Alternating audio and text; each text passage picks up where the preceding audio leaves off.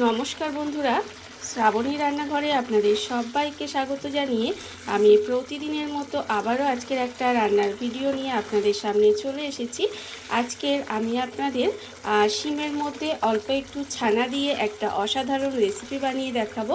আশা করি আপনাদের ভালো লাগবে। তার জন্য কিন্তু আমার পুরো ভিডিওটা আপনাদের দেখতে হবে। আর দেখা শুরু করার আগে একটা লাইক দেবেন, সুন্দর একটা কমেন্ট করবেন আর শেয়ার করতে ভুলবেন না। তাহলে চলুন আজকের আমি এই রেসিপিটা কিভাবে বানিয়েছি সেটা আপনারা একবার দেখে নিন। রান্নাটা করার জন্য প্রথমে আমি এখানে দেখুন গ্যাসটা অন করে একটা কড়া বসিয়ে দিয়েছি। এইবার আমি কড়ার মধ্যে দিয়ে দেব জল, তবে খুব বেশি পরিমাণে জল দেব না, অল্প পরিমাণে একটু জল দিয়ে দিলাম। দিয়ে এইবার এই জলের মধ্যে দিয়ে দেব দেখুন একটা টমেটো। এখানে একটা টমেটো দিয়ে দিলাম আর দেব এখানে কয়েক কুচি আদা দিয়ে দিয়েছি আর দেবো এখানে দুটো শুকনো লঙ্কা দিয়ে এবার এটাকে ঢাকা দিয়ে প্রথমে কিন্তু এটাকে একটু সেদ্ধ করে নেব। এটাকে কিন্তু এমনভাবে সিদ্ধ করতে হবে যাতে জলটা শুকিয়ে যায় এবং এগুলো সেদ্ধ হয়ে যায়। এইভাবে কিন্তু এটা প্রথমে একটু সেদ্ধ করে নেব।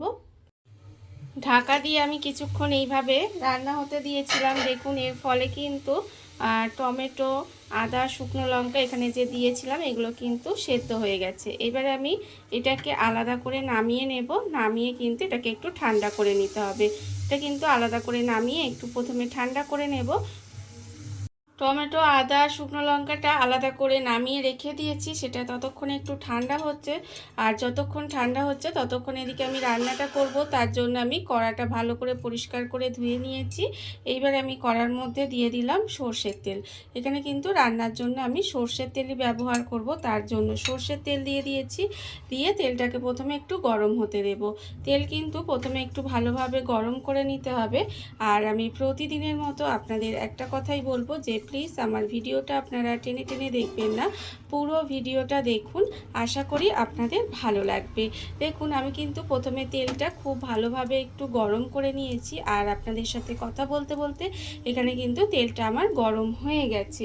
যখন দেখবেন তেলটা গরম হয়ে গেছে তখন কিন্তু আমি এর মধ্যে দিয়ে দেব এখানে একটা আলু। এখানে কিন্তু আমি একটা মাঝারি সাইজের আলুকে এইভাবে একটু লম্বা লম্বা করে কেটে রেখেছি, সেই আলুটা আমি এখানে দিয়ে দিচ্ছি। আলুটা কিন্তু এখানে দিয়ে দিলাম। দিয়ে এবার আলুটাকে একটু তেলের মধ্যে নেড়ে ছেড়ে ভেজে নেব। তবে খুব বেশি ভাজবো না, একটু সময় আলুটাকে এইভাবে তেলের মধ্যে নেড়ে ভেজে নিতে হবে।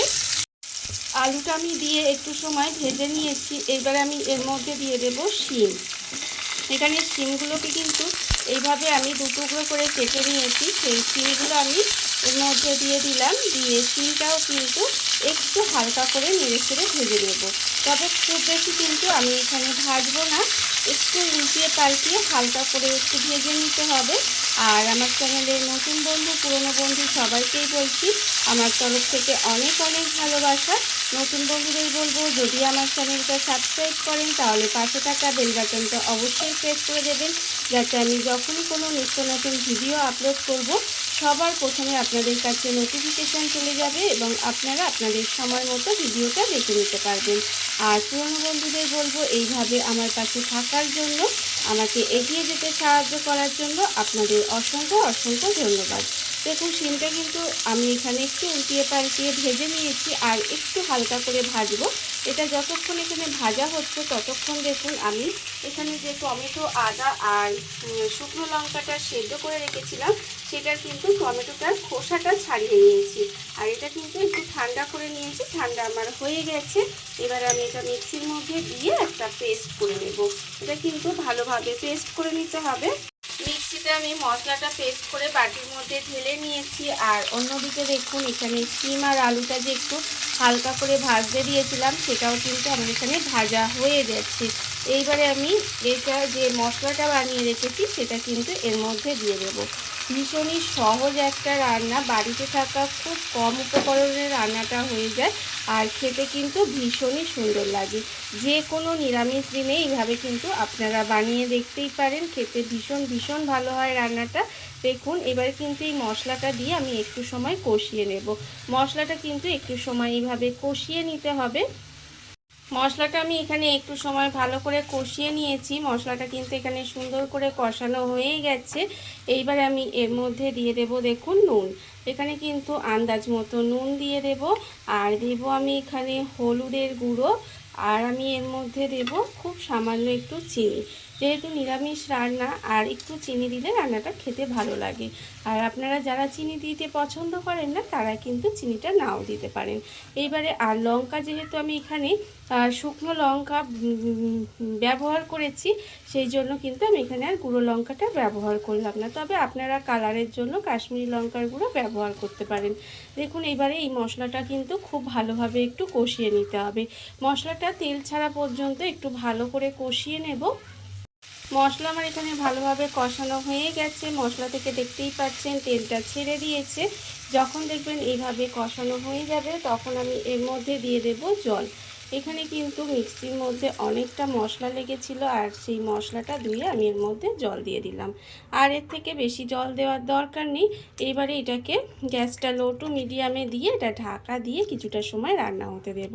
দেখুন এইভাবে কিন্তু এটা রান্না হতে দিতে হবে যাতে সবজিটা খুব ভালোভাবে সেদ্ধ হয়ে যায়। ঢাকা দিয়ে আমি বেশ কিছুক্ষণ এইভাবে একটু রান্না হতে দিয়েছিলাম।